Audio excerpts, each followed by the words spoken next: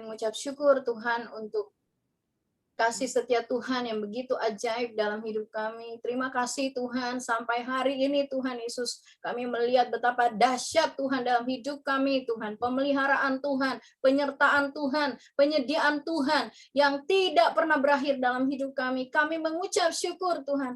Bahkan Tuhan di saat-saat seperti ini Tuhan Yesus, Engkau memberikan kepada kami semua kesempatan emas Tuhan untuk bersama-sama Tuhan datang duduk diam di dalam hadirat-Mu Tuhan Yesus untuk menantikan Tuhan berbicara, mendapatkan kekuatan dari firman Tuhan. Dan kami percaya Tuhan Yesus, Engkau hadir di tengah-tengah kami, Roh Kudus, lebih dari apa yang kami doakan Tuhan. Engkau menjamah dan melawat kami pagi hari ini Tuhan, dengan firman-Mu, dengan kebenaran-Mu Tuhan. Engkau membebaskan, memerdekakan kami dari ikatan dosa, dari apapun yang bukan dari Tuhan. Engkau yang memulihkan kami Tuhan, Engkau yang menyembuhkan kami di dalam nama Yesus Kristus Tuhan. Terima kasih Tuhan, terima kasih Tuhan. Pagi hari ini kami mau buka hati kami Tuhan Yesus. Tuhan, kami siap Tuhan Yesus menerima Tuhan Yesus firman Tuhan. Berbicaralah Tuhan Yesus karena kami siap mendengarnya. Di dalam nama Yesus Kristus Tuhan, kami berdoa dan siap mendengar firman Tuhan. Haleluya.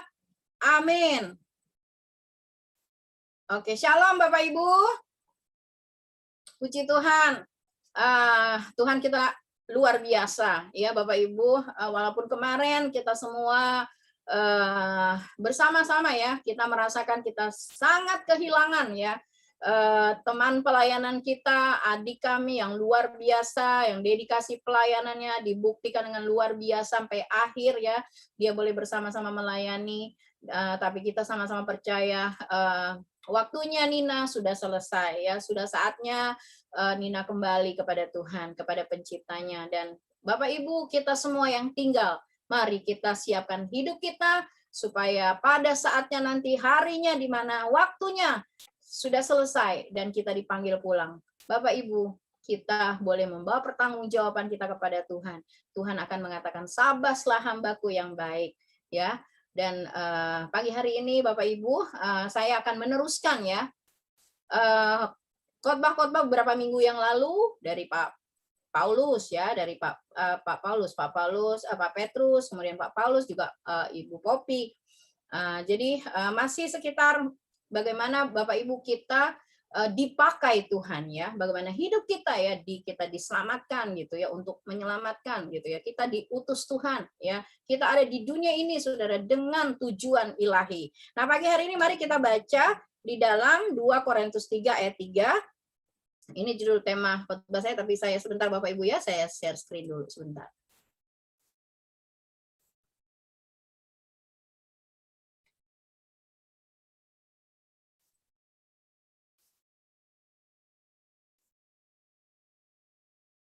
Ya. Oke ya.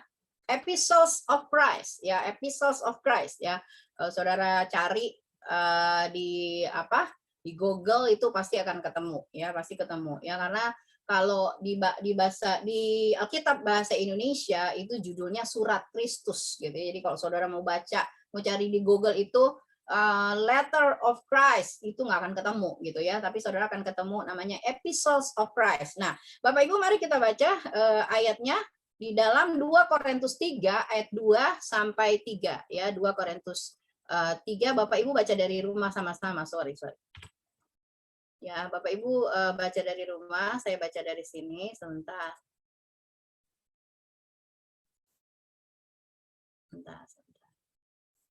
Oke, mari kita baca sama-sama. 2 Korintus 3 ayat 2 sampai 3. 1, 2, 3. Kamu adalah surat pujian kami yang tertulis dalam hati kami, dan yang dikenal dan yang dapat dibaca oleh semua orang.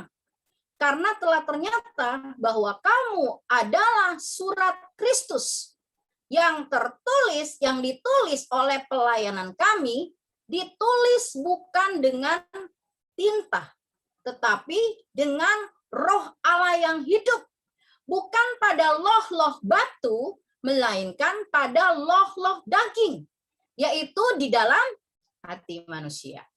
Ya, kita akan penekanan kita pagi hari ini ada di ayat 3 ya, kita baca sama-sama.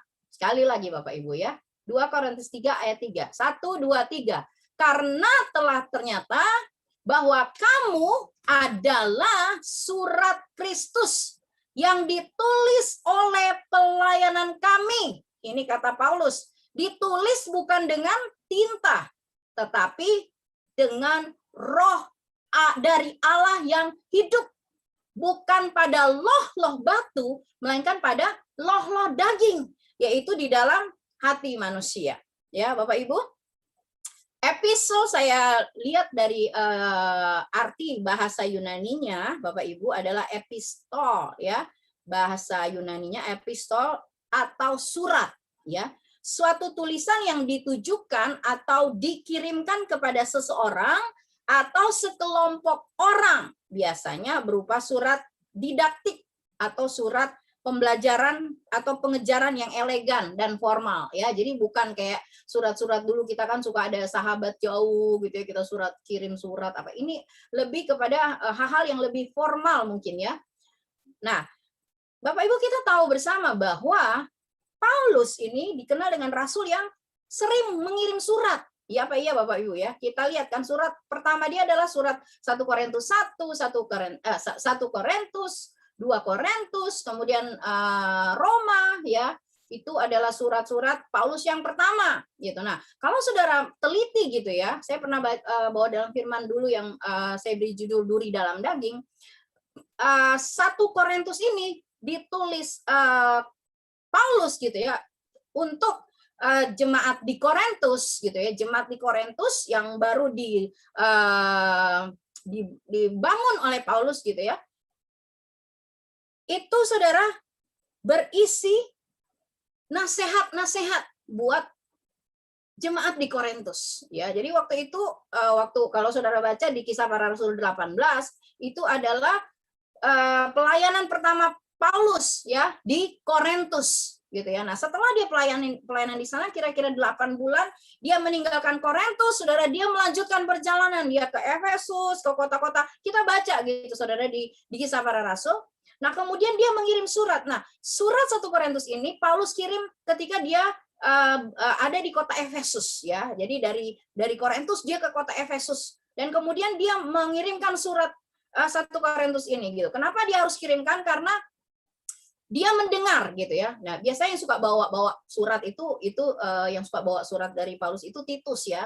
Nah, Titus ini kasih kabar gitu loh bahwa di Korintus ini ketika ditinggalkan Paulus gitu ya, ada banyak sekali yang terjadi gitu ya. Mulai ada perpecahan gitu ya. Kan di sana dibilang, "Oh, kami dari golongan Apolos karena Apolos yang jadi mentor kami. Kami dari golongan Paulus." gitu. Sehingga kalau kita baca di 1 Korintus itu penuh dengan nasihat-nasihat Paulus gitu supaya jemaat di Korintus ini kembali kepada Tuhan gitu ya. Kemudian di sana juga Saudara mulai ada guru-guru palsu gitu loh yang datang mulai menggoyahkan iman mereka kepada Tuhan Yesus ya. Kalau kita baca sejarah di jemaat di Korintus ini, mereka banyak sekali dari dulu gitu ya, mereka penyembahan berhala. Kalau masuk ke kota Korintus itu Paulus melihat gitu ya, banyak sekali gitu ya tempat-tempat penyembahan berhala di sana. Tetapi ketika jemaat ini dibangun oleh Paulus, mereka menjadi jemaat yang kemudian menjadi orang yang percaya kepada Yesus gitu. Tetapi ketika ditinggalkan oleh Paulus, mereka mulai imannya mulai agak sedikit goyah gitu Saudara ya. Nah, kemudian Saudara, surat 2 Korintus ini ditulis Paulus dari Makedonia. Jadi dari Korintus, Paulus ke Efesus, kemudian ke Makedonia. Nah, surat 2 Korintus ini ditulis kira-kira jedahnya 1 tahun dari surat 1 Korintus yang dia kirim ke jemaat di Korintus. Nah, surat 2 Korintus ini kalau Saudara baca gitu lebih banyak tentang curhatan hatinya Paulus, lebih banyak tentang apa yang ada di dalam hatinya yang dia tuliskan gitu ya untuk dibaca oleh jemaat di Korintus. Termasuk Bapak Ibu ya, ketika Paulus merasa sangat penting untuk menyatakan isi hatinya gitu loh. Apa sih sebenarnya tujuan Tuhan gitu loh. Membuat mereka gitu menjadi satu jemaat yang sudah percaya kepada Tuhan Yesus dan bagaimana mereka harus menjaga Ya, apa yang Tuhan sudah berikan kepada mereka, apa yang mereka sudah dapatkan dari Tuhan. Sehingga Bapak Ibu, surat 2 Korintus ini Saudara ditulis oleh Paulus gitu ya. Nah, surat jadi di sini kalau Saudara lihat ya, ini kan ada 2 ditulis di situ ya, 2 Korintus 3 ayat 2 dan 3 itu ada 2 kata surat di situ ya. Jadi di ayat 2 ditulis surat pujian gitu ya. Jadi Paulus mengatakan kamu adalah surat pujian gitu ya. Kami yang tertulis dalam hati kami dan yang dikenal dan dapat dibaca oleh semua orang. Karena telah ternyata bahwa kamu adalah surat Kristus. Ini ayat selanjutnya ya. Nah, coba kita lihat Saudara ya. 2 Korintus 3 ayat 2. Terjemahan baru itu dikatakan kamu adalah surat pujian kami yang tertulis dalam hati kami dan yang dikenal dan yang dapat dibaca oleh semua orang gitu ya. Nah, kalau versi firman Allah yang hidup FAYH itu ditulis seperti ini. Surat pujian yang saya perlukan ialah saudara sendiri. Setiap orang yang melihat perubahan yang baik dalam hati saudara akan mengetahui bahwa kami telah melakukan pekerjaan yang baik di antara saudara. Nah, Saudara kita lihat ya. 2 Korintus 3 ini berisi pembelaan Paulus menentang fitnah gitu ya dari guru-guru palsu ya. Pak Paulus waktu itu dituduh tidak becus melayani jemaat di Korintus karena meninggalkan mereka, bahkan membuat perubahan kedatangan. Jadi waktu itu mungkin Paulus sudah janji akan datang, tetapi akhirnya jadwalnya, schedule-nya untuk ke Korintus untuk yang kedua kalinya kembali itu di reschedule gitu ya. Ya, pasti ada pertimbangan Paulus. Tetapi ada orang-orang yang tidak suka, ada orang-orang yang tidak suka dengan iman kekristenan ini, Saudara, ingin menggoyahkan jemaat di Korintus gitu. Nah, guru-guru palsu itu bahkan memojokkan Paulus dan menghasut Paulus di depan jemaat di Korintus bahwa Paulus tidak mengantongi yang namanya tuh surat rekomendasi. Ya, Bapak Ibu tahu ya, kita baca saya tulis di sini. Kisah di 9 ayat 2 dan Kisah 22 ayat 5 ya. Bagaimana waktu itu Paulus itu waktu dia mau ke Damsyik gitu untuk menganiaya jemaat Tuhan, dia harus ngantongin yang namanya surat rekomendasi. Rekomendasi apa ya? Kayak kita di sini surat keterangan berkelakuan baik gitu ya. Dia harus mengantongi itu untuk dia bawa kepada tua-tua di Damsyik gitu supaya dia dapat akses gitu ya untuk apa? Menganiaya jemaat Tuhan di sana. Tetapi Bapak Ibu, kita lihat di sini ya. Apa yang Paulus katakan ya?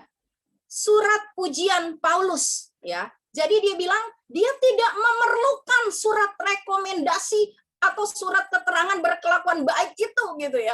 Karena apa dia katakan di situ? Surat pujian Paulus adalah yang tadi kita baca ya di ayat 2 ya. Surat pujian Paulus adalah siapa? Jemaat di Korintus.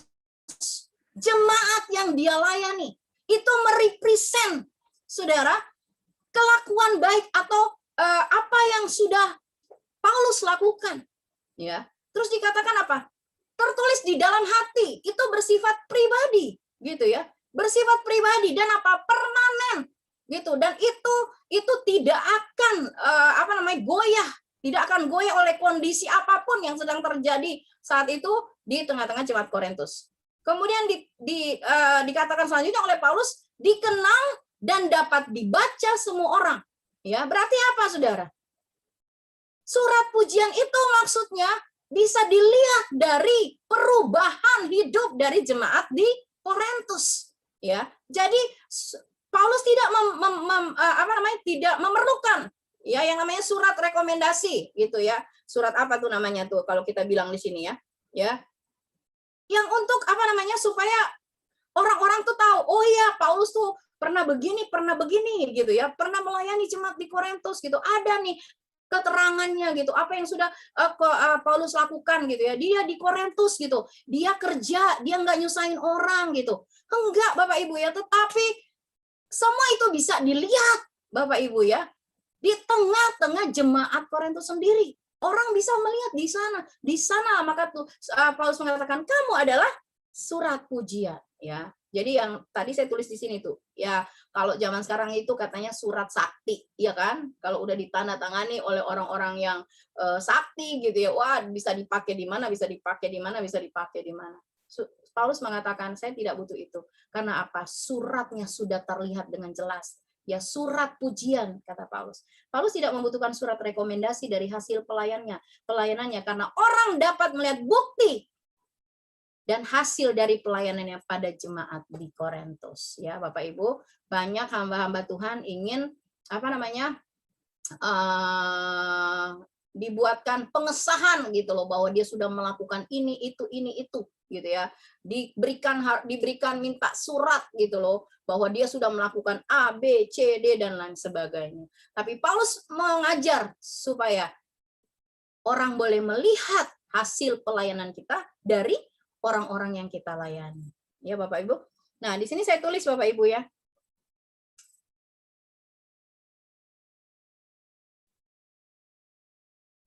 Rasul Paulus tidak perlu surat pujian, rekomendasi dari manusia. Karena itu sebatas hal-hal lahiriah. Sebatas hal-hal lahiriah. 2 Korintus 3 ayat 2 tadi kita baca ya. Kemudian Bapak Ibu, ini saya tulis satu-satu. Oh, ini sudah ada.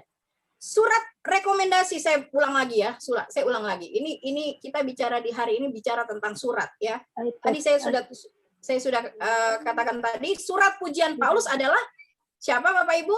Jemaat di Korintus yang dilayani oleh Paulus. Tertulis di dalam hati Paulus, bersifat pribadi dan permanen. Dikenal dan dapat dibaca semua orang. Hasil pelayanan yang dapat dilihat orang lain, yaitu perubahan hidup jemaat Korintus. Paulus tidak mengharapkan pujian dari manusia. 1 Korintus 3 ayat 5. Kemudian sekarang kita lihat ayat 3-nya Bapak Ibu. Ya. Ayat 3-nya Paulus mengatakan seperti ini. Karena telah ternyata bahwa kamu, tadi dia katakan bahwa jemaat di Korintus adalah surat pujiannya Paulus. Di ayat 3, Paulus mengatakan, karena telah ternyata bahwa kamu adalah surat Kristus.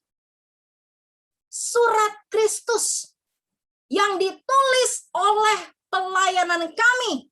Ditulis bukan dengan tinta, tetapi dengan roh dari Allah yang hidup. Bukan pada loh-loh batu, melainkan pada loh-loh daging, yaitu di dalam hati manusia. Ini terjemahan baru. Kalau terjemahan firman Allah yang hidup, Bapak Ibu bisa baca di situ ya. Mereka dapat melihat bahwa saudara adalah surat dari Kristus dan kamilah yang menulisnya. Itu bukan ditulis dengan pena atau oleh tinta, melainkan oleh roh Allah yang hidup. Bukan diukir pada batu, melainkan dalam hati manusia. Ya Bapak Ibu, surat pujian dan surat Kristus bicara tentang jemaat Tuhan dan anak-anak Tuhan. Ya, hidup kita yang terlihat. Kita semua percaya dan mengaku bahwa Yesus Kristus adalah Tuhan. Ya, amin. Gitu. Tetapi Bapak Ibu, that is not enough. Tidak cukup Bapak Ibu ya, kita mendeklarasikan, menyatakan kepada dunia bahwa kita percaya, kita mengaku Yesus itu adalah Tuhan. Tetapi Bapak Ibu, itu harus terlihat dalam hidup kita, ya. Jadi kita nggak akan dibilang Kristen KTP. Bapak Ibu tahu kan Kristen KTP, Kristen tanpa pertobatan. Kristen yang hanya ada embel-embel Kristennya di KTP bahwa dia Kristen gitu.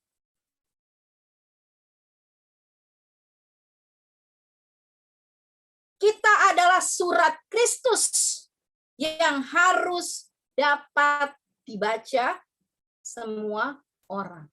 Amin. Amin. Bapak Ibu, jadi orang Kristen itu jangan pakai topeng Bapak Ibu ya. Jangan pakai topeng Bapak Ibu. Mari kita mau jujur, bisa diketahui orang apa adanya kita. Tidak ada yang kita sembunyikan. Ingat lagunya Ariel? Ariel aja bisa nyanyi loh Bapak Ibu ya. Buka dulu topengmu. Ya. Coba sekarang semua pegang mukanya. Kira-kira masih ada topeng nggak? Coba. Kalau masih ada topeng, buka Bapak Ibu ya. Buka dan buang Bapak Ibu ya. Kita mau dilihat orang sebagaimana kita apa adanya. Amin. surat Kristus ya. 2 Korintus 3 ayat 3. Kita adalah surat Kristus yang harus dapat dibaca oleh semua orang. Menjadi surat Kristus. Ya, satu dikatakan di situ oleh Paulus, surat Kristus yang ditulis oleh pelayanan rasul-rasul, oleh pelayanan Paulus dan timnya Paulus ya. Banyak di sana timnya Paulus, kita baca di Kisah Para Rasul. Siapa aja timnya di sana? Ya. Maksudnya apa Bapak Ibu? Kita menjadi surat Kristus, maksudnya Bapak Ibu yang tadi saya bilang gitu ya. Udah tanggalin deh topeng-topeng kita Bapak Ibu ya. Mari ada kualitas rohani yang bisa dilihat oleh dunia. Ya, surat Kristus itu adalah orang boleh melihat kualitas rohani yang dihasilkan dari apa? Dari pelayanan hamba Tuhan. Ya, makanya di gereja, di komunitas, saudara akan ketemu yang namanya ada yang namanya pendeta. Oke, itu jabatan yang dibuat oleh dunia ya. Tapi tetap Bapak Ibu ya, ada orang-orang yang ditentukan oleh Tuhan menjadi hamba-hamba Tuhan. Untuk apa Bapak Ibu? Untuk membawa jemaat Tuhan untuk semakin menjadi serupa seperti Kristus, ya, menjadi surat Kristus yang dapat dibaca oleh orang lain. Ya kan? Di gereja ada pendeta pemuda, pendeta pembantu ya di GBI ya. Whatever saudara, di gereja lain mungkin ada yang namanya apa ya, saya nggak ngerti gitu, saudara. Terus Tuhan saudara bilang gini, tapi Bu, ada pendeta tuh yang nggak jadi berkat. Ya, ada pendeta berzina, iya nggak? Ada yang pendeta selingkuh, ada yang pendeta mabuk-mabukan. Ya, itu pilihan Bapak Ibu. Itu pilihan kita menjadi surat Kristus atau menjadi surat siapa? Menjadi suratnya Lucifer, menjadi suratnya si Bolis gitu ya. Mari saudara kita jadi apa? Surat Kristus yang dilihat dari apa? Kualitas rohani loh Bapak Ibu. Masa kita udah dari sekolah minggu di Menara Era gitu ya. Sekolah minggu udah di remaja, pemuda, udah masuk ke WBI, kompak. Tapi nggak ada kualitas rohani. Ya. Masih gampang tersinggung, gampang ngambek, gampang kecewa, sering ngomongin orang ya. Tipu sana, tipu sini, bohong sana, bohong sini.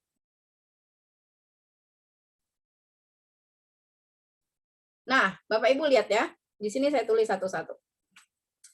Pelayanan hamba-hamba Tuhan. Jadi saudara lihat pelayanan hamba-hamba Tuhan yang mana dulu gitu ya. Hamba-hamba Tuhan ini juga harus benar-benar pertama kali menjadi surat Kristus gitu loh. Dapat dilihat oleh jemaat. Nah, melalui apa Bapak Ibu? Kualitas rohani kita terbentuk. Ya, pertama memang dari kita sendiri membangun hubungan sama Tuhan. Ya, kita baca Alkitab, saat teduh dan lain sebagainya. Itu sering banget kita ngomongin di konsel ya, taat pada firman Tuhan gitu ya. Tetapi saudara, ada yang namanya support system ya, yang dikirim Tuhan di sekeliling kita untuk apa? Menolong kita, memperlengkapi kita. Amin. Melalui satu saudara, fathering, pembapaan, pendampingan. Betapa gereja-gereja Tuhan hari-hari ini sudah melupakan fathering ini sendiri, pembapaan. Jemaat dibiarkan begitu aja, ya. Bodoh amat jemaat mau jadi apa? Bapak Ibu, semua hamba-hamba Tuhan yang ada di sini, saya mau ingatkan, kita akan bertanggung jawab kepada Tuhan. Sudah sampai di titik mana kita membapai jemaat. Model pelayanan Tuhan Yesus Bapak Ibu di muka bumi adalah fathering.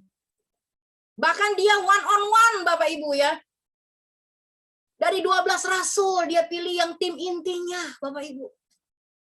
Ya, dia membangun relasi gitu ya. Bukan institusional. Hubungan yang dibangun Tuhan bukan institusional, bukan kelembagaan, tetapi apa Bapak Ibu? Relasional, hubungan. Itu yang paling penting Bapak Ibu, ya.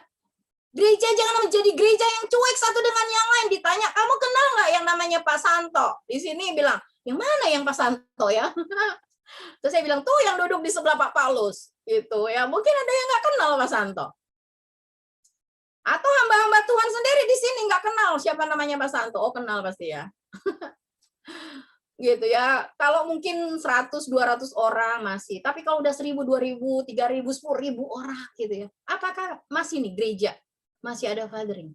Karena Bapak Ibu, yang paling bagus gitu ya dalam fathering ini yang saya lihat gitu ya. Saya lihat, maksudnya saya suka perhatiin dari gereja-gereja yang lain. Itu adalah fathering one on one, pendampingan one on one. Ya, pendampingan one on one gitu. Tetapi ya apakah kita di sini siap? Apakah hamba-hamba Tuhan di sini siap? Tetapi fathering adalah hal yang paling penting. Tuhan Yesus menjalin relasi Bapak Ibu itu seperti hubungan Bapak dan anak, ya. Bukan bos sama ART, asisten rumah tangga. Bukan. Yesus membagi hidup. Bukan cuma bagi gaji. Yesus bagi hidup. Itu yang harus dilakukan di fathering.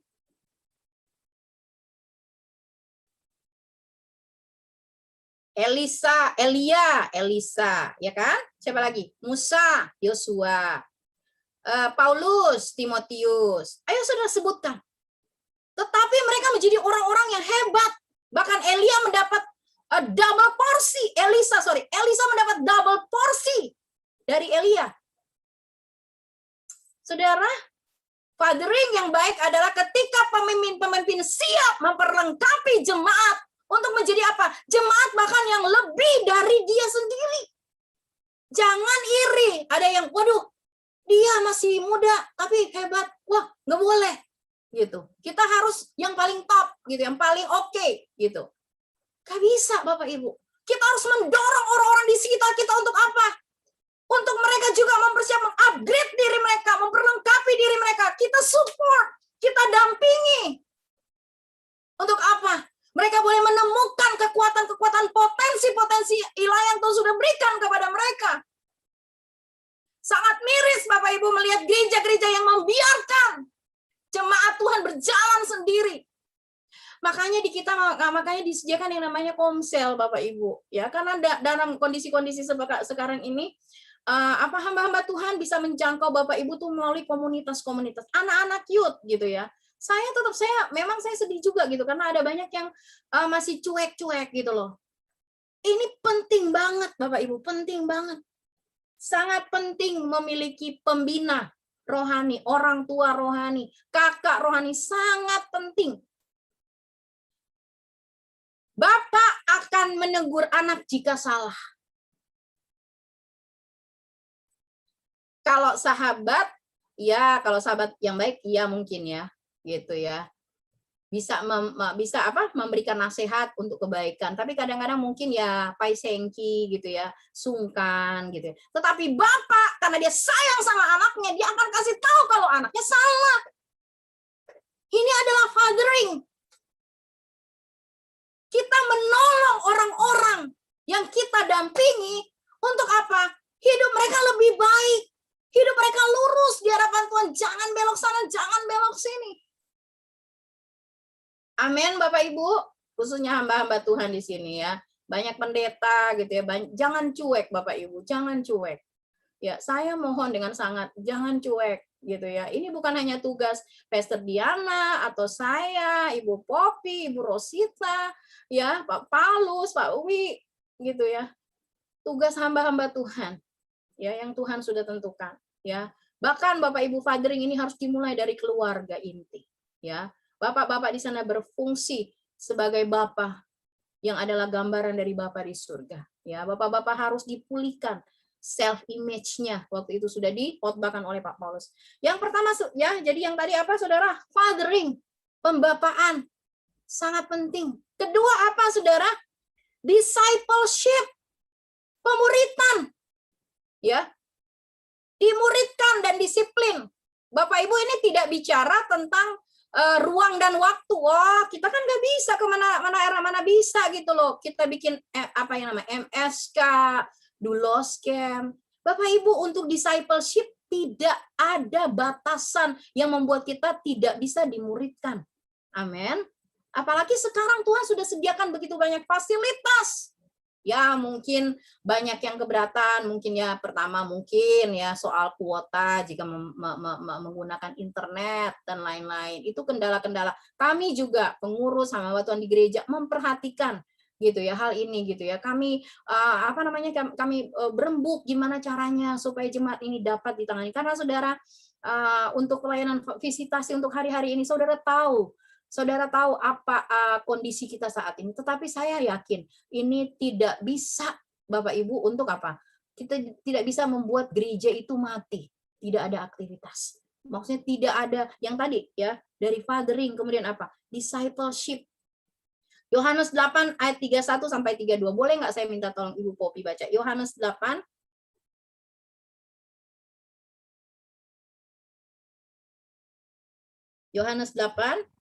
ayat 31-32.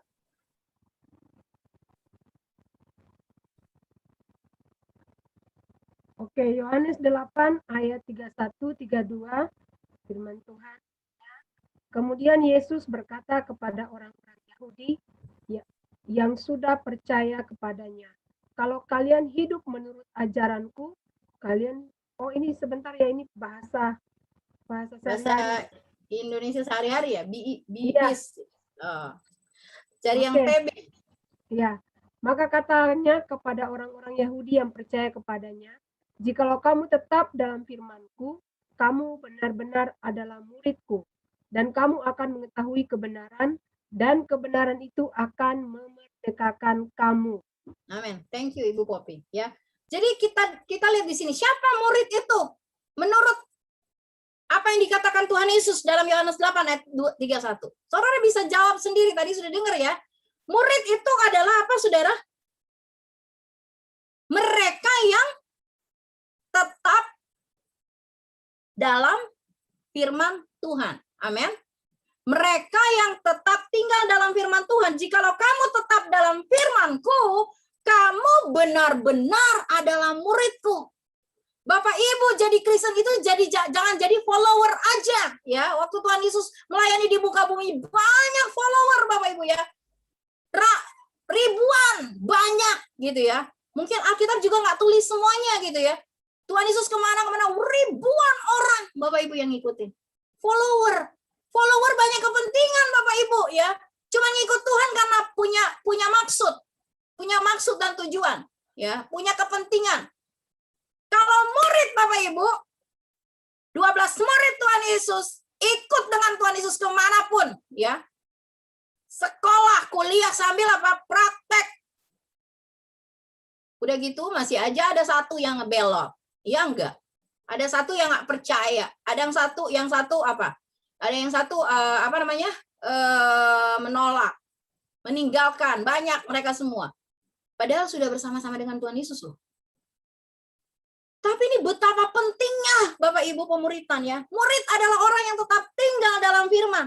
Belajar dan praktek. Bapak Ibu, saya mengencourage Bapak Ibu. Kalau Bapak Ibu bisa ikut komsel, ikutlah Bapak Ibu. Saya itu mau di jalan, mau di mana Bapak Ibu coba tanya, di sini ada Bu Popi, ada Bu Rosita, Pak Budi, Pak Hendro, Pak Paulus. Saya mau dimanapun bukan karena saya harus ya, karena saya harus gitu, saya kan pendeta. Bukan, ada kehausan gitu loh. Karena apa? Saya di sana juga diperlengkapi dari apa yang dibahas gitu ya oleh teman-teman gitu ya. Bahkan ada orang-orang luar yang ikut gitu, saling melengkapi. Saya dikuatkan dari kesaksian-kesaksian. Wow. Saudara, kita butuh dimuridkan, kita butuh Bapak Ibu. Firman itu terus diajarkan kepada kita. Ayat 32, dan kamu akan mengetahui kebenaran. Kalau kita tidak menjadi murid, hanya follower saja Bapak Ibu ya, udahlah hari Minggu juga. Ya, kalau saya mau ikut ibadah, ikutlah. Kalau enggak lah. Itu follower, bukan murid. Murid dia tahu kapan Kapan dia mau belajar? Kapan Tuhan mau ngajarin dia? Dia siapkan hidupnya, dia siapkan hatinya. Kamu akan mengetahui kebenaran, dan kebenaran itu akan memerdekakan kamu. Kalau kita tidak jadi murid, jangan harap kita merdeka, semerdeka-merdekanya. Akan banyak yang mengikat kita, Bapak Ibu. Kekhawatiran, ketakutan, kesombongan.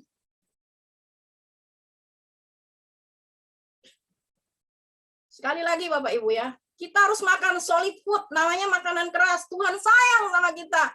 Bapak Ibu, Tuhan nggak mau melihat jemaat Tuhan, gereja Tuhan itu jadi jemaat yang loyo, jemaat yang nggak tahu apa-apa, jemaat yang sudah waktunya saat ini mempersiapkan diri bagi kedatangan Tuhan, tapi masih santai-santai. Discipleship, mari Bapak Ibu ikut. Saya minta ikut pemuritan. Saudara akan bilang, komsel. Ngapain sih komsel gitu. Bapak Ibu kalau sudah ini kan kita sudah ada ada pembenahan ya. Pembenahan gitu. Coba Bapak Ibu ikut. Kita nggak usah kemana-mana, di ruang Bapak Ibu, di kamar gitu ya. Ya kalau nggak mau nyalain kamera, it's okay. Tapi jangan nggak nyalain kamera lagi ikut komsel, tapi kemana nggak ngikut gitu, kemana gitu. Itu namanya bohong, mendingan nggak usah. Ya, tetapi nggak apa-apa. Tetapi sudah ikut, lihat, dengar, bahkan mulai berani untuk menyatakan isi hati, berani untuk saudara. Kalau saudara seperti itu ya, di sini banyak nanti kalau mau kesaksian, ada Eli, ada Mei, si Tanang, kalau saya suruh satu-satu kesaksian gitu ya. Ada mulai berani gitu ya. Ada ibu Opung Junah gitu ya, yang mulai berani bersaksi. Yang tadinya udah diam gitu ya, tapi sekarang di komsel mulai berani bersaksi. Karena mau percaya di sana ada anak-anak Tuhan yang ready to hear, mau mendengarkan. Mengetahui kebenaran sampai kebenaran itu berdampak memerdekakan. Kalau kita nggak jadi murid, jangan mimpi Bapak Ibu. Kita bisa dimerdekakan. Sekali lagi ya, jangan mimpi. Betapa penting discipleship. Pemuritan itu sangat penting. Makanya saya juga udah pernah ngomong sama Pak Wi ya. Mungkin kita akan buat yang namanya Bible class ya. Kita banyak hamba Tuhan di sini yang potensial ngajar firman Tuhan gitu ya. Mari ayo bagikan ya supaya jemaat diperlengkapi. Ketiga, Bapak Ibu, di situ apa? Teladan rohani, pemimpin rohani. Coba saya minta Ibu Popi boleh baca 1 Korintus 4 ayat 1b. 1 Korintus 4 ayat 1b. Ya, ini apa yang dikatakan Paulus kepada jemaat di Korintus. 1 Korintus 4. 1 Korintus 4 ayat 1b. Yang kepadanya, sebagai hamba-hamba Kristus, yang kepadanya dipercayakan rahasia Allah. Ayat 16, sorry Bu Popi. Ayat 16. Kelihatannya kayak 1B. Oke. 1 Korintus 4 ayat 16. Sebab itu aku menasihatkan kamu, turutilah teladanku. Amin. Amin. Paulus dengan berani dia katakan kepada jemaat di Korintus, sebab itu aku menasehatkan kamu, turutilah teladanku.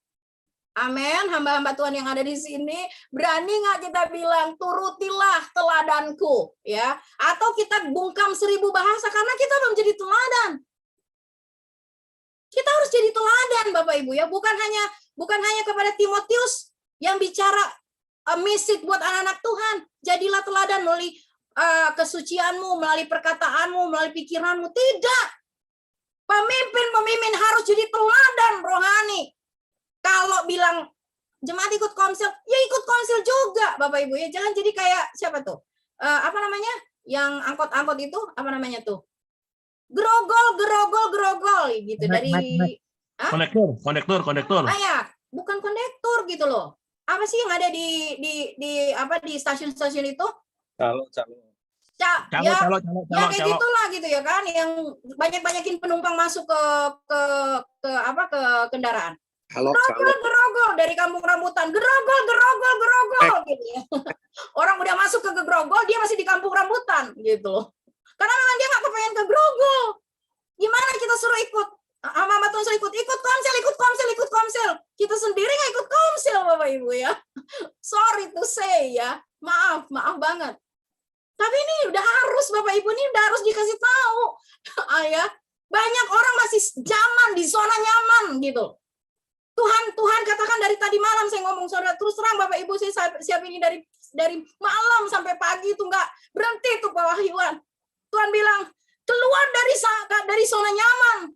Keluar, bahwa kamu pikir sebagai pelayan Tuhan, kamu harus dilayani. Kemarin memang sangat sedih juga ya, karena yang datang ke pemakaman Nina tuh hanya Bu Popi, hanya Pak Paulus, Pak Wi gitu. Saya sedih, saya kepengen banget, tapi kita di sini nggak bisa, Bapak Ibu ya. Saya udah kasih tahu gitu kondisinya gitu loh. Kita beberapa unit di sini terkena COVID keluarga seunitnya, ada 3 unit di blok kami gitu. Ya jadi kami lockdown pribadi, lockdown mandiri gitu ya. Nggak kemana-mana, udah di sini aja, apa yang makan ada makan aja gitu ya. Jadi sedih banget kemarin karena saya juga baru divaksin gitu ya. Jadi dampak vaksin itu saya baru ngerasa 2 hari itu nggak kerasa gitu loh. Mulai hari ketiga pagi-pagi saya udah demam gitu. Ya saya hari pertama, hari kedua saya udah tenang-tenang, wah enak juga nih ya divaksin gitu. Tapi nggak apa-apa sih Pak, sekarang udah oke. Jadi ya saya sarankan saudara mari divaksin gitu ya. Jadi saudara itu ya, teladan hidup. Jadi itu yang tadi kata Paulus, kamu adalah surat Kristus yang ditulis oleh pelayanan kami, pelayanan rasul-rasul, pelayanan hamba-hamba Tuhan. Ya, kita diperlengkapi menjadi surat Kristus melalui fathering, discipleship, teladan rohani, pemimpin rohani. Ya, teladan yang baik tentu saja, sekali lagi Bapak Ibu ya. Jangan ngelihat wah hamba Tuhan itu begini ya, jangan diikutin Bapak Ibu ya. Ikutin yang baik, ikutin yang benar. Amin Bapak Ibu. Puji Tuhan ya. Menjadi surat Kristus. Nah, ini ya, yang kedua. Tadi kan ditulis oleh pelayanan rasul-rasul. Yang kedua, ditulis bukan dengan tinta, tetapi dengan Roh Allah yang hidup. Menjadi surat Kristus harus memiliki standar hidup sesuai firman Tuhan. Ya, Yohanes 17 ayat 17. Coba Ibu Popi baca. Maaf ya Bapak Ibu ya. Saya minta Bapak Ibu, mari jangan bosan dengan firman Tuhan. Firman Tuhan ini memerdekakan kita. Yohanes 17 ayat 17. Yohanes 17 ayat 17, demikian firman Tuhan. Kuduskanlah mereka dalam kebenaran. Firman-Mu adalah kebenaran. Amin. Puji Tuhan. Thank you Bu Popi ya. Ditulis bukan dengan tinta, tapi dengan Roh Allah yang hidup. Firman Tuhan itu adalah Roh Allah yang hidup. Kalau kita hanya baca begitu aja Bapak Ibu, itu menjadi sesuatu yang mati.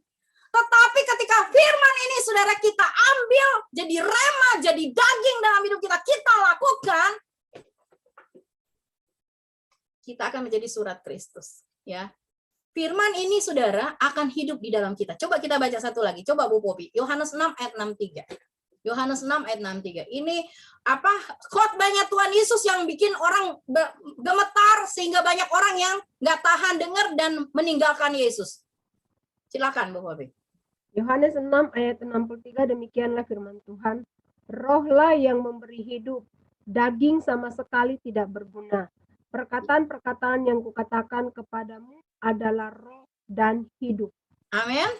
Rohlah yang memberi hidup, daging sama sekali tidak berguna. Perkataan-perkataan yang kukatakan adalah roh dan hidup. Amin Bapak Ibu. Firman Tuhan itu roh dan hidup. Kalau kita benar-benar tinggal dalam firman Tuhan, kita melakukan bagian kita melakukan firman Tuhan, kita akan memiliki standar hidup sesuai firman Tuhan. Makanya Tuhan bilang kita jadi surat Kristus itu nggak ditulis dengan tinta, nggak ditulis dengan atribut-atribut dunia, nggak ditulis dengan semua apa yang terlihat secara jasmani, tetapi dengan Roh Allah yang hidup. Dengan firman-Nya sendiri. Dikatakan roh memberi hidup, daging sama sekali tidak berguna. Sama sekali tidak berguna. Kita memakai yang tadi saya bilang topeng, Bapak Ibu ya. Kita mau memakai firman Tuhan itu hanya sebagai pengetahuan, itu sebenarnya seperti sebuah topeng. Ketika kita mengatakan kepada orang tentang firman Tuhan dari A sampai Z, kita tahu semuanya, tetapi itu hanya sebatas firman Tuhan, sebatas pengetahuan. Itulah yang ditulis oleh tinta, bukan dengan roh Allah yang hidup. Teks asli hidup di situ, Bapak Ibu, ditulis di situ ya, saya temukan. Joroweo, bukan hanya memberi hidup, tapi membuat hidup dan membangkitkan. Wow. Firman Tuhan yang adalah roh yang hidup itu bukan hanya memberi hidup saja, tetapi membuat kita hidup, membuat kita bangkit, ya. Dari yang hidup kita memble gitu ya, udah nggak percaya Tuhan gitu ya, udah kayaknya udah hopeless dan lain-lain, Bapak Ibu. Membuat kita apa? Hidup, bangkit, percaya bahwa firman Tuhan ya dan amin, dia ada bagi kita sepanjang masa. Immanuel, Allah menyertai kita sepanjang masa, dia beri janji-janjinya, dan Tuhan yang berjanji, Tuhan yang menggenapi janjinya. Kedua, bukan bios. Bios itu hidupnya makhluk hidup, ya, manusia, tumbuhan, hewan yang hidup. Tetapi Zoe, ya, saudara baca di dalam Yohanes 10 ayat 10a, aku datang, kata Tuhan Yesus, memberi hidup. Amin. Memberi hidup, memberi firman-Nya, memberi kebenarannya, memberi janjinya, memberi teladannya. Yesus datang untuk apa? Memberi hidup.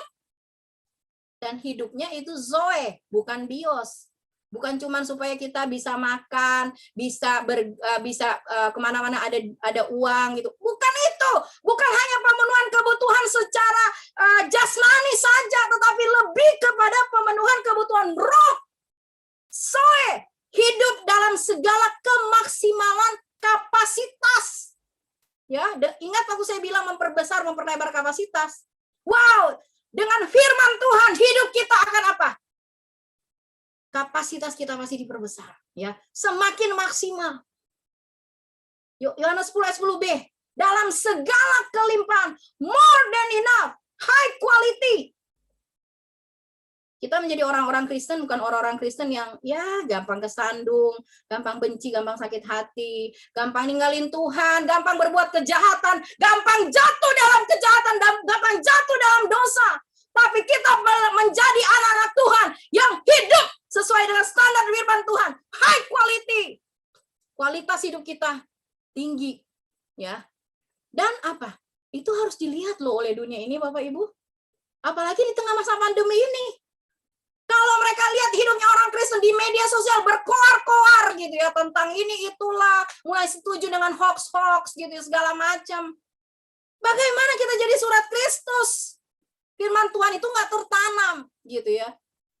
Nggak tahu di apa baca firman apa tidak. Vaksin di apa? Dikait-kaitin sama chip, dikait-kaitin sama antikris. Dari mana saudara belajar firman seperti itu? Baca Alkitab, jangan dengerin hoax, Bapak Ibu. Amin. Ini kayaknya tegang nih dengerin. Ya, Bapak Ibu, ini untuk kebaikan kita. Saya yakin Tuhan mau melengkapi kita untuk kebaikan kita, Bapak Ibu. Amin. Ya, jadi kita menjadi surat Kristus itu ditulis bukan dengan tinta, tapi dengan roh Allah yang hidup. Firman Tuhan itu adalah roh Allah, roh kebenaran, ya, Yohanes 17 ayat 17 tadi.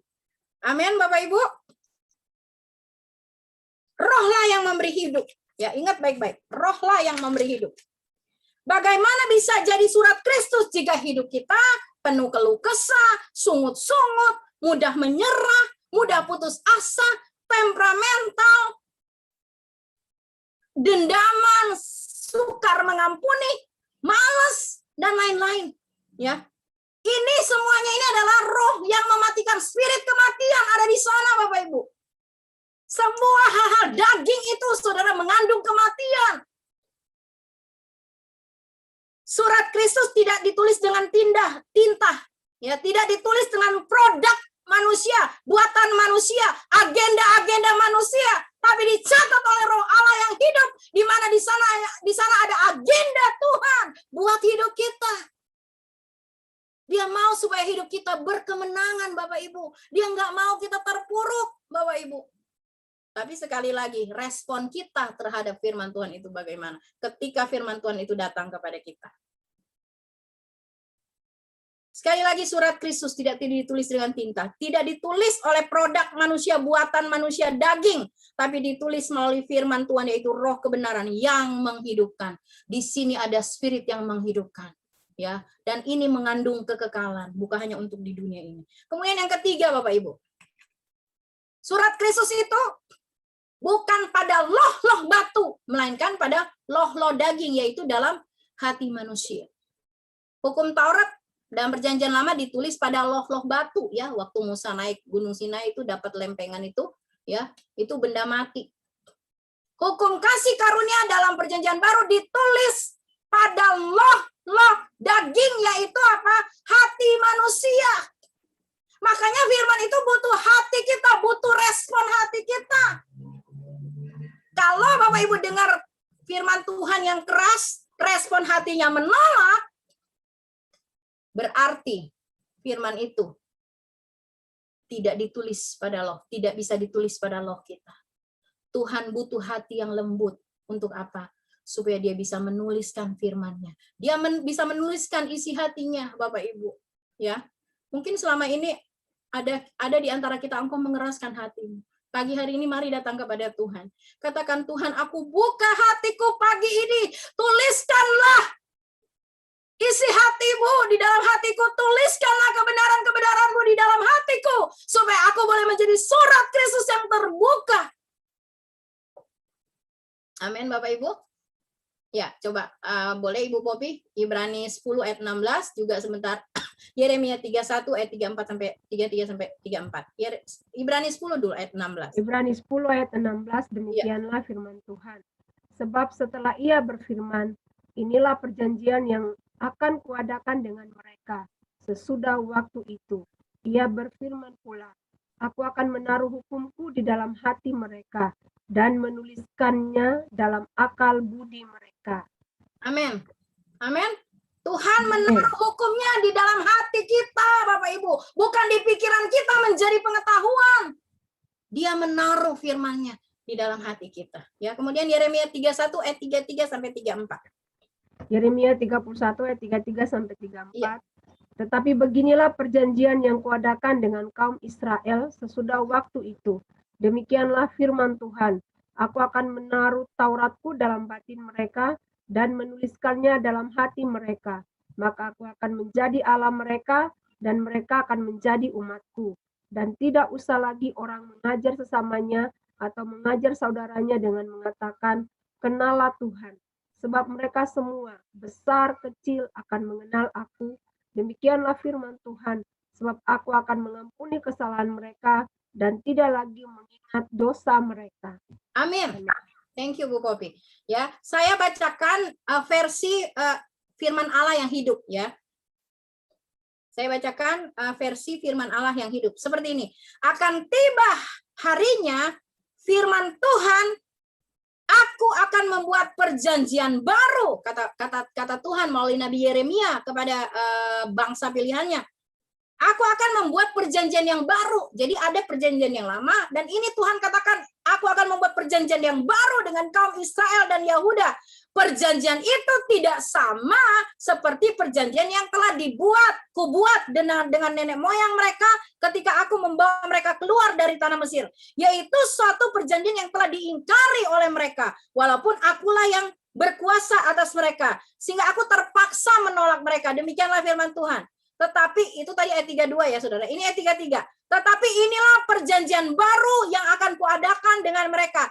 Aku akan menuliskan hukum-hukumku di dalam hati dan batin mereka. Sehingga mereka akan mempunyai keinginan untuk memuliakan aku. Maka barulah mereka akan menjadi umatku dan aku akan menjadi Allah mereka. Ayat 34. Pada waktu itu orang tidak usah lagi memperingatkan agar mereka tidak usah lagi saling memperingatkan agar mereka mengenal Tuhan. Karena semua orang besar atau kecil akan benar-benar mengenal aku. Demikianlah firman Tuhan. Aku akan mengampuni mereka dan tidak akan mengingat-ingat lagi segala dosa mereka. Wow, perjanjian baru Bapak Ibu. Amin. Perjanjian baru. Firman Tuhan hukum-hukumnya yang Tuhan taruh di dalam hati kita supaya kita mengenal Dia dengan benar. Untuk apa? Supaya hidup kita memuliakan Tuhan. Supaya kita bisa jadi surat Kristus yang dapat dibaca oleh banyak orang. Mau nggak sih Bapak Ibu ya menjadi surat Kristus? Atau kita cuma masih bilang gini, aduh saya masih gini, aduh saya masih dagang masih nyelip sana nyelip sini gitu ya, masih dikit cheating gitu ya, masih apa tuh cheating? Maksudnya masih korup dikit-dikit gitu ya. Ya saya belum bisa lah. Mau sampai kapan Bapak Ibu? Mau sampai kapan hidup kita seperti ini? Tuhan menunggu kita loh. Tuhan terus menantikan kita. Kalau belum saatnya, kalau masih ada waktu, jangan sampai kita menyesal. Mari saudara, pergunakan waktu yang ada. Amin. Menjadi surat Kristus adalah memiliki hidup yang memuliakan Tuhan. Kata firman Tuhan tadi kan, aku akan menaruh firman-Ku supaya mereka mengenal aku dan mereka memuliakan aku. Ya, menjadi surat Kristus adalah memiliki hidup yang memuliakan Tuhan. Jujur apa adanya, tanpa topeng. Amin Bapak Ibu. Nah, saya masuk yang terakhir Bapak Ibu ya. Dampak surat Kristus ya. Dampak surat Kristus, surat yang ditulis ya oleh pelayanan hamba-hamba Tuhan gitu ya, oleh Roh Allah yang hidup gitu Bapak Ibu ya di dalam kita. Menjadi jalan orang bertemu Yesus. Maksudnya kita menjadi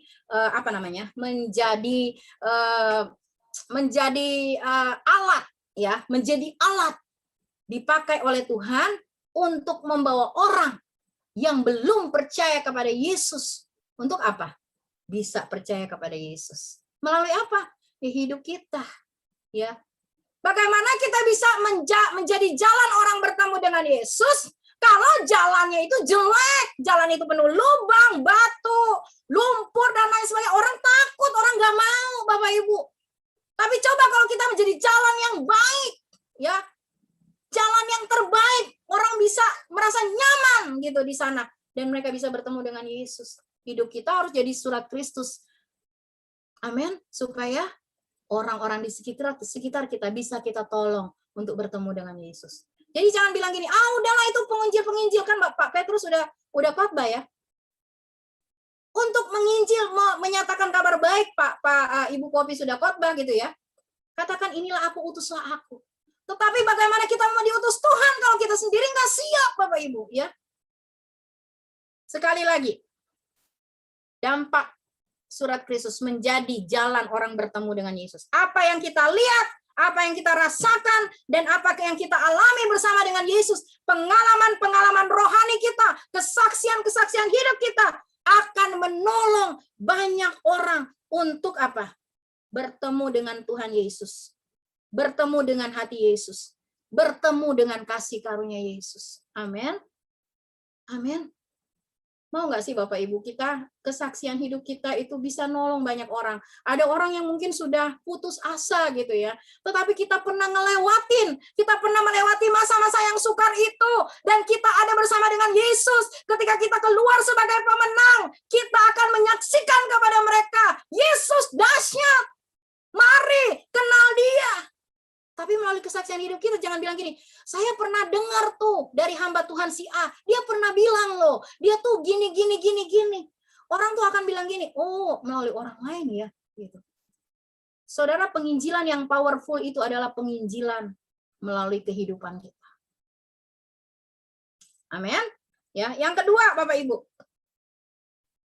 menjadi agen perubahan, agen asuransi. Saudara dikasih produk knowledge tentang asuransi supaya saudara boleh jual asuransi itu, orang beli asuransinya. Tapi itu bagi saya itu kayak calo gitu ya Bapak Ibu ya. Dia sendiri mungkin nggak punya asuransi gitu ya. Maksudnya gini, kita menjadi orang-orang yang membawa perubahan. Amin. Hidup kita tuh punya dampak. Kalau orang lihat orang Kristen, banyak orang-orang yang menolak Yesus loh. Termasuk yang siapa tuh? Yang penemu yang foundernya gereja setan, Lafayette apa siapa saya lupa namanya. Kenapa dia akhirnya jadi apa? Jadi antikris, dia jadi bangun gereja setan. Karena dia ngelihat gitu loh, kelakuan orang Kristen yang mengecewakan dia. Siapa lagi yang di India, Mahatma Gandhi. Ya, udah kepengen jadi orang Kristen, datang di gereja gitu ya. Dilihatin di kayak apa gitu, mereka curiga dan apa segala macam gitu ya. Mereka pikir dia orang ngemis apa segala macam. Akhirnya apa? Dia pergi. Dia bilang, saya mau sih, saya mau kenal Yesus, tapi saya nggak mau jadi Kristen. Gitu, saya kepengen. Gitu. Ya, tapi bagaimana kalau misalnya kita akhirnya menjadi apa? Kita menjadi batu sandungan. Ada orang mau ketemu Yesus, lihat hidup kita nggak jadi, Bapak Ibu. Sayang. Amin, Bapak Ibu. Menjadi agen perubahan, mengubah komunitas, mengubah keluarga, mengubah komunitas, mengubah bangsa. Amin. Perubahan bukanlah perubahan sampai terjadi satu perubahan. Kita tahu ya, kita tahu itu motonya SPY, SPK, Dulos Camp. Tapi jangan hanya jadi moto, Bapak Ibu ya. Mau lihat satu Indonesia berubah, mulai dari kita. Amin. Mulai dari kita. Mau lihat Indonesia, doain Indonesia berubah Tuhan. Tetapi masih ikutan orang, ngomongin pemerintah, ngomongin segala macam. Ya. Mari jadi agen perubahan lewat hidup kita terlebih dahulu. Amin. Firman Tuhan yang sudah mengubahkan kita akan mengubahkan orang-orang di sekitar kita. Sekali lagi, ingin melihat orang lain berubah, mulailah dari dirimu sendiri. Amin, Bapak Ibu. Sekali lagi ya, sekali lagi. Ini sangat penting. Mau melihat orang lain berubah, mau melihat keluarga berubah, mau melihat komunitas berubah, mau lihat gereja berubah, mau lihat kota berubah, mau lihat bangsa berubah, mulai dari diri kita. Jangan nunjuk orang, jangan suruh orang lain. Mulai dari diri kita. Amin. Yang ketiga, menuntaskan amanat agung Tuhan Yesus. Ya, pergilah, jadikanlah semua bangsa muridku. Baptislah mereka dalam nama Bapa, Anak, dan Roh Kudus. Ajarlah mereka melakukan semua yang kukatakan. Dan janji Tuhan, Dia menyertai kita sampai kesudahan zaman.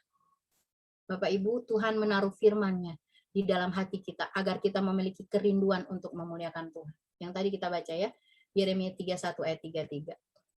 Amin.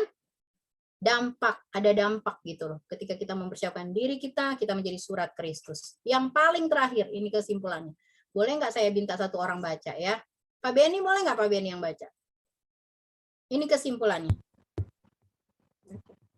Hendaklah kita menjadi surat Kristus yang terbuka, yang dapat dibaca semua orang, yang dihasilkan melalui pelayanan hamba-hamba Tuhan. Bukan dengan kebenaran manusia, tapi kebenaran Tuhan, yaitu firman Tuhan yang diletakkan dalam manusia roh kita, yang menjadi standar hidup kita, agar dapat menolong orang lain berjumpa dengan Yesus, menjadi agen perubahan bagi keluarga, komunitas, kota, dan bangsa, serta menuntaskan amanat agung Tuhan Yesus Kristus, membawa jiwa-jiwa kepadanya. Amin. Thank you Pak Beni. Ya, mari Bapak Ibu ya, kita jadi surat Kristus. Amin. Kita jadi surat Kristus. Itu yang sangat dirindukan oleh Tuhan. Amin. Biarlah firman Tuhan ini Bapak Ibu boleh kita bawa ya di dalam hidup kita. Ya, ini adalah solid rock, solid food, makanan keras untuk mereka yang sudah dewasa rohani. Mari kita berdoa. Terima kasih Tuhan untuk firman-Mu yang sudah datang kepada kami semua, Tuhan Yesus. Kami percaya Tuhan betapa Engkau mengasihi kami, Tuhan. Engkau mengasihi kami, Tuhan. Engkau rindu, Tuhan Yesus, semua kami, Tuhan, boleh bergerak dalam kegerakan di akhir zaman ini, Tuhan. Tidak ada satupun yang tertinggal, Bapa. Kami bersyukur, Tuhan, karena Engkau memilih kami, Tuhan Yesus, menjadi alat Tuhan. Engkau memilih kami menjadi surat-surat-Mu, Tuhan Yesus, yang dapat dibaca oleh banyak orang. Tuhan, mampukan kami, Roh Kudus. Tolong kami, Roh Kudus, untuk melihat semuanya ini, Tuhan, bahwa semuanya ini demi kebaikan kami, Tuhan. Kami dipakai oleh Tuhan. Tuhan, kami maksimal dalam hidup kami, Tuhan. Semua potensi ilahi yang Tuhan sudah tempatkan di dalam kami, tidak mati, tidak kami kubur. Talenta yang Tuhan berikan tidak kami kubur. Tetapi Tuhan Yesus, itu boleh, Tuhan Yesus, berlipat kali ganda, menghasilkan jiwa-jiwa bagi kerajaan Allah. Terima kasih Tuhan, hamba berdoa untuk kami semua. Tuhan, kami menyerahkan hidup kami. Mari Bapak Ibu angkat kedua tanganmu di hadapan Tuhan. Tuhan ingin memakai kita menjadi alatnya. Mari angkat kedua tanganmu di hadapan Tuhan. Bapa, ini kami semua jemaat-Mu Tuhan, GBI Api kemuliaannya Tuhan. Kami mengangkat tangan kami dan mengatakan, ini kami Tuhan, kami siap Tuhan menjadi surat Kristus. Kami siap Tuhan Yesus, hidup kami dapat dibaca oleh orang lain. Tuhan, sehingga menolong banyak orang boleh datang kepada Engkau, boleh membawa jiwa-jiwa bagi kerajaan Allah. Tuhan, tolong kami Tuhan. Tolong kami supaya kami tidak hidup lagi buat diri kami sendiri. Tapi kami percaya kuasa, urapan-Mu, otoritas Allah Tuhan berikan kepada kami. Kemenangan Tuhan berikan kepada kami. Di dalam nama Yesus Kristus Tuhan. Dan kami percaya ketika Tuhan Yesus kami sepakat dengan hati Tuhan. Kami percaya Tuhan, Engkau Tuhan Engkau yang ada di dalam kami Tuhan. Engkau yang menyertai dengan kuat kuasa-Mu. Dan Engkau Tuhan yang memperlengkapi kami semua. Sekali lagi terima kasih untuk firman-Mu pagi hari ini Tuhan. Kami mengucap syukur. Biarlah firman-Mu Tuhan tertanam dalam hati batin dan jiwa kami. Dan mampukan kami Tuhan oleh kuat kuasa Roh Kudus. Kami boleh lakukan dalam hidup kami. Terpujilah Tuhan Yesus dari kekal sampai kekal. Di dalam nama Yesus Kristus Tuhan. Kami sudah berdoa dan mengucap syukur. Dan menerima firman Tuhan pagi hari ini. Haleluya. Mari semua yang sudah dengar firman Tuhan katakan bersama-sama. Amin. Puji Tuhan. Saya serahkan pada Ibu Popi.